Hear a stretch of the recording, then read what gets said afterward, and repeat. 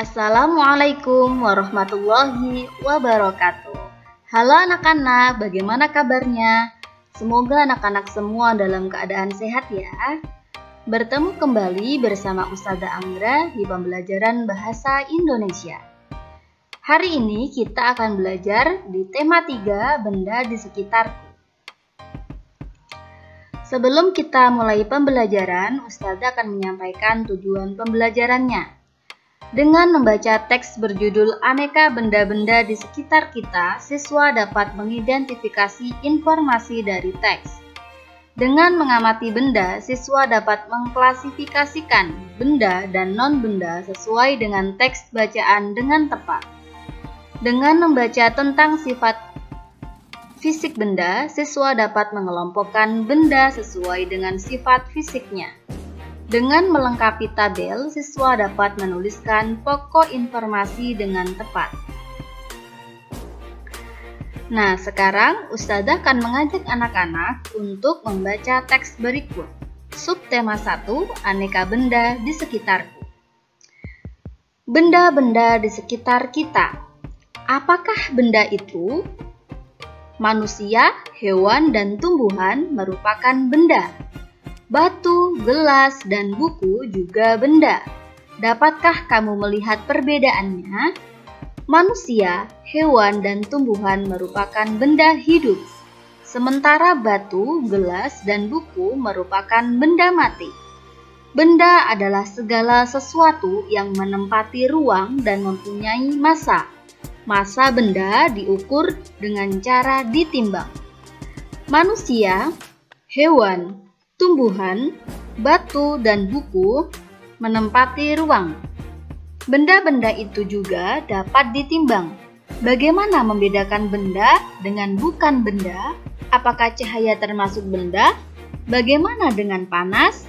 Cahaya dan panas bukanlah benda. Cahaya dan panas tidak menempati ruang. Cahaya dan panas tidak dapat ditimbang. Nah, sekarang anak-anak perhatikan gambar di samping. Ada panas api unggun, minyak goreng, cahaya lampu, ember, es, balon, suara, radio, hewan. Nah, sekarang anak-anak bisa mengelompokkan manakah yang termasuk benda dan mana sajakah yang bukan termasuk benda. Pasti anak-anak sudah tahu ya.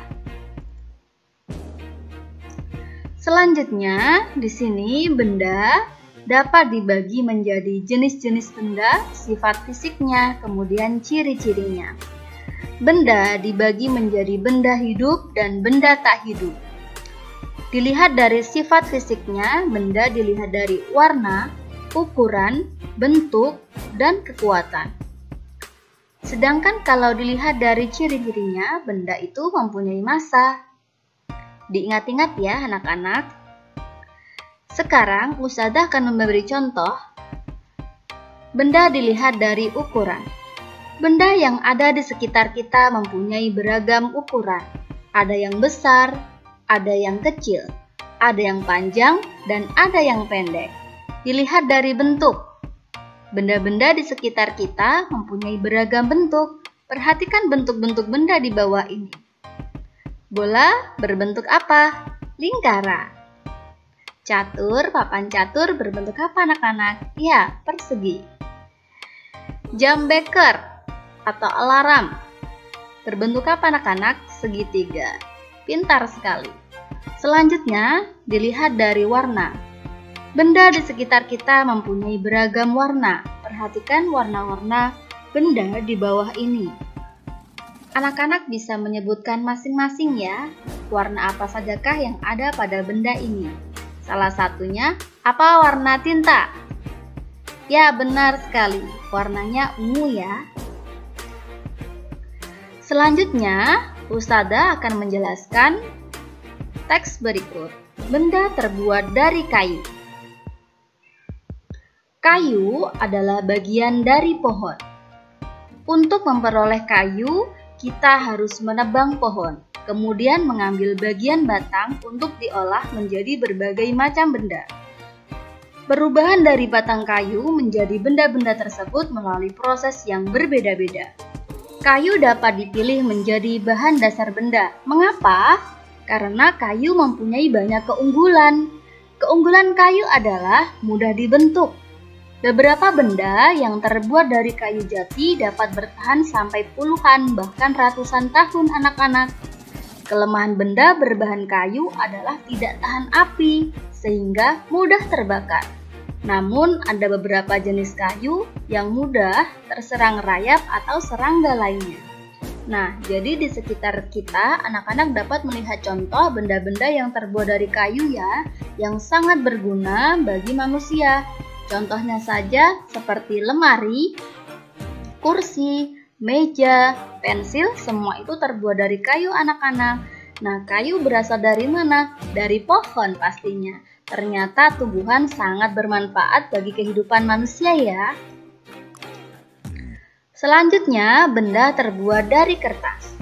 Banyak benda yang terbuat dari kertas, seperti buku tulis yang biasa digunakan. Contoh lain, tisu, kardus, dan koran juga terbuat dari kertas. Kayu adalah bahan dasar untuk membuat kertas. Pembuatan kertas dilakukan secara bertahap di pabrik. Kayu-kayu besar dipotong hingga sebesar korek api. Setelah itu, kayu dipanaskan hingga menjadi bahan lunak seperti bubur. Bubur inilah yang disebut sebagai bubur kertas atau pulp. Proses selanjutnya, pulp diberi pewarna dan disaring hingga kandungan airnya habis. Pulp yang sudah kering meninggalkan ampas berupa serat selulosa yang saling terkait. Kemudian, serat selulosa ini digiling hingga pipih menjadi seukuran kertas yang diinginkan, sehingga dicetak menjadi kertas-kertas yang sering kita jumpai seperti yang ada pada buku tulis, layang-layang, kertas lipat, dan lain sebagainya. Wah, pohon lagi nih anak-anak. Ternyata pohon sangat bermanfaat sekali bagi kehidupan manusia. Selanjutnya, benda terbuat dari plastik. Sebutkan benda-benda yang terbuat dari plastik.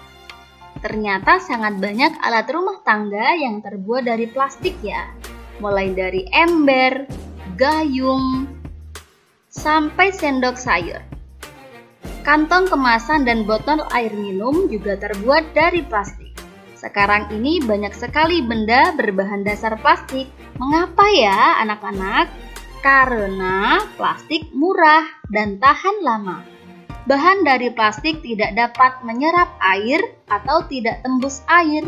Plastik pun mudah dibentuk dan ringan. Oleh karena itu, plastik dapat dibuat menjadi berbagai benda.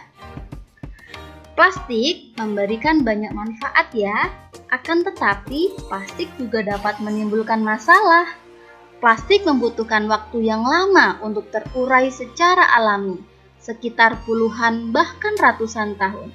Perhatikan tabel berikut ya anak-anak. Nah, kita lihat kertas membutuhkan waktu 2-5 bulan untuk terurai. Kardus 5 bulan, kulit jeruk 6 bulan. Kita lihat plastik. 50-100 tahun. Wow, lama sekali ya anak-anak. Jadi, kamu dapat membayangkan apabila membuang kantong plastik sekarang, kantong plastik akan terurai 10-20 tahun yang akan datang. Nah, untuk mengurangi sampah plastik dapat dilakukan dengan 3R. Reduce, reuse, recycle. Anak-anak pasti sudah sangat mengenal kata-kata ini ya. Karena apa? Sekolah kita sekolah adiwiyata. Seperti ini ya lambangnya anak-anak. Apakah reduce itu? Reduce adalah mengurangi penggunaan plastik ya anak-anak. Contohnya ketika berbelanja, sebaiknya membawa tas belanja sendiri sehingga tidak perlu menggunakan kantong plastik ya. Selanjutnya reuse. Apa ya reuse itu? Reuse adalah memanfaatkan kembali sampah plastik. Misalnya, sampah kemasan botol minum. Selanjutnya, reuse. Apakah reuse itu? Reuse adalah memanfaatkan kembali sampah plastik. Misalnya, sampah kemasan botol minuman digunakan untuk membuat pot bunga. Nah, sekarang recycle. Recycle adalah daur ulang sampah plastik. Biasanya dilakukan di pabrik. Sampah plastik diolah menjadi barang baru yang dapat dimanfaatkan lagi.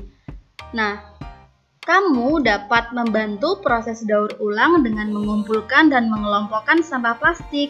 Sampah plastik tidak dicampur dengan sampah lainnya. Berikan sampah plastik kepada pemulung atau petugas kebersihan. Merekalah yang akan membawanya ke pabrik daur ulang. Jangan lupa 3R ya. Nah, sekarang kita bahas benda terbuat dari kaca dan logam. Bacalah informasi berikut ini. Benda dari kaca. Ada benda-benda yang dibuat dari kaca. Benda tersebut antara lain gelas, piring, mangkuk, kacamata, akuarium, jendela, dan peralatan laboratorium. Kaca memiliki sifat kedap air dan tembus cahaya. Oleh karena itu, kaca digunakan untuk membuat benda yang tahan air. Selanjutnya, benda dari logam. Coba amati benda yang ada di rumahmu. Adakah benda yang dibuat dari logam?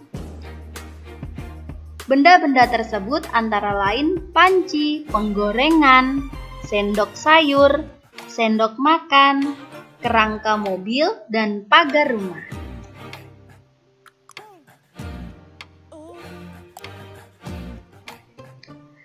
Selanjutnya, benda dari karet. Perhatikan penghapus pensil. Terbuat dari apakah penghapus itu? Penghapus dibuat dari karet. Benda-benda lainnya yang terbuat dari karet antara lain ban, balon, sandal karet, bola, dan sarung tangan. Bagaimana sifat karet? Nah, bisa didiskusikan dengan bunda, kakak, atau adik di rumah ya. Nah, akhirnya pembelajaran kita hari ini telah selesai. Semoga anak-anak dapat memahami semua pembelajaran yang sudah Ustazah sampaikan. Terima kasih anak-anak semuanya, semangat belajar. Sampai bertemu kembali di pembelajaran berikutnya. Wassalamualaikum warahmatullahi wabarakatuh.